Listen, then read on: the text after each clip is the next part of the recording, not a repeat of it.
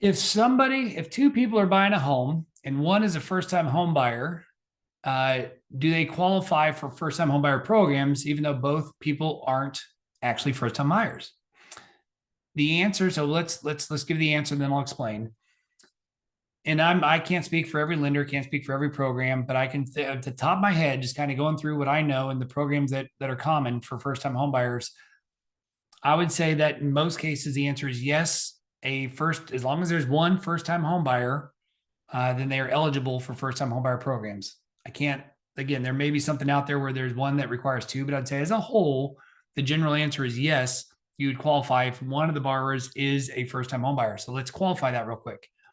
In the mortgage world, a first-time home buyer is defined by somebody who's not owned a home in 3 years. So you may have bought a home, lived in it for 20, sold it, been renting for 4 years.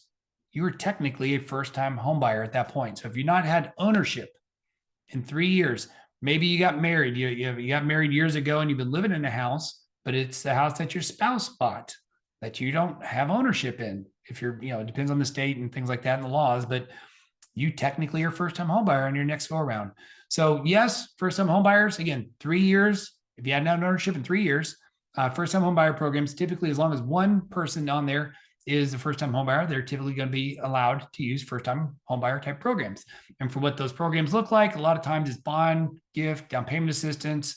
FHA is not exclusive to first-time home buyers. It's a misnomer. People think that, but it's not true. Anybody, as long as you qualify, but it's not exclusive to first-time home buyers can use FHA. So we'll put links eventually when this makes it to the website. We'll put that on there. But let us know if you have any questions. Mortgage Mark team is certainly here to help. And as always, when you think mortgage, think Mark.